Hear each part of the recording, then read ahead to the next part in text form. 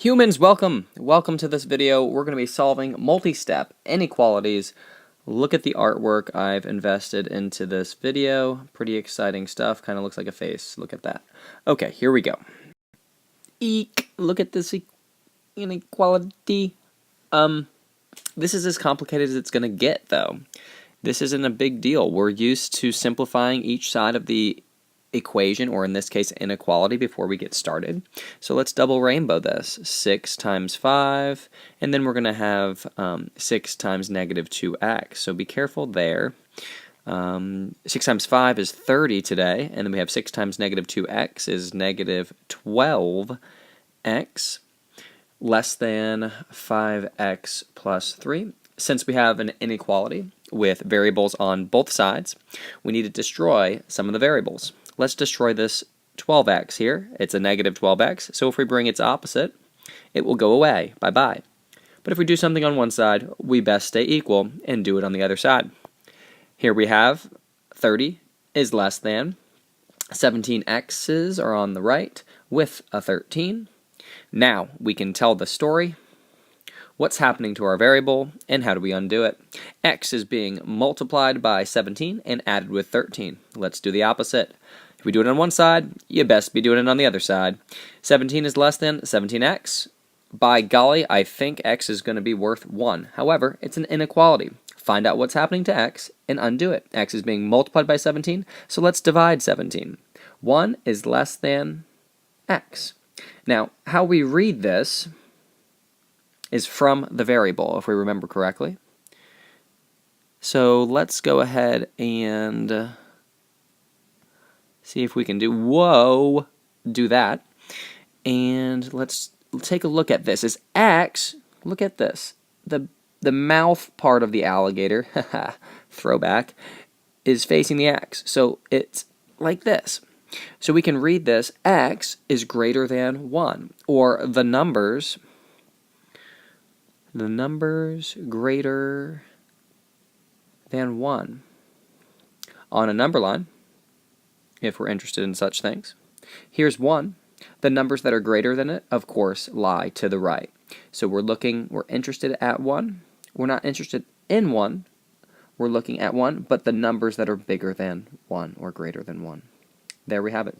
That's as complicated as it's going to be on El Testo. So let's just get some practice with some. Okay, that was a really long, obnoxious example, that last one. Here's another one. We've got an inequality, so it's kind of like an equation. Do we have variables on both sides? No. Is there something we can do to simplify either side? No. Let's tell a story. Lovely. The story is about x. X is being multiplied by 25, then subtracted by 41, and all of that is being divided by 13. So I have an idea. Let's undo the story. The last thing I said was divide 13. Let's multiply both sides by 13. Here we go.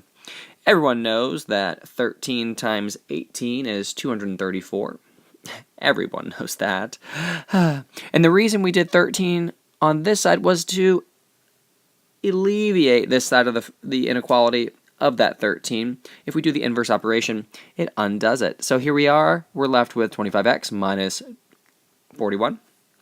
X is still being multiplied by 25 and subtracted by 41. So let's go ahead and add 41 to both sides. You see it in red. And we're not going to stop.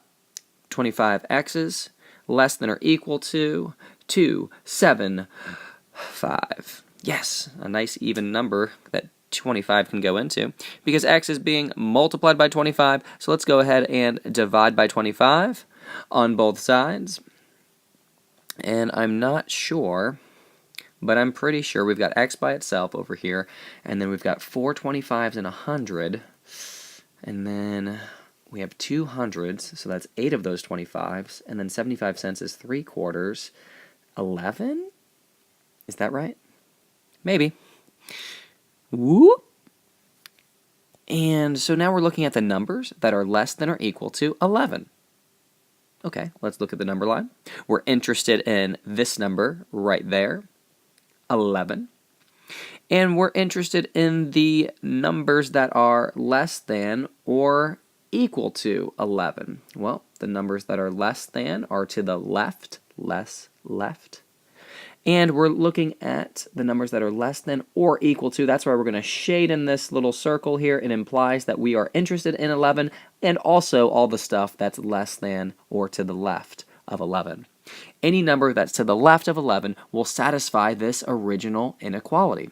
So if we put a, say, 9, because that's a number that's less than 11, if we put a 9 in this original inequality up here, and for x, it would make a true statement out of this. That's what it means to solve inequalities. Crazy stuff, right?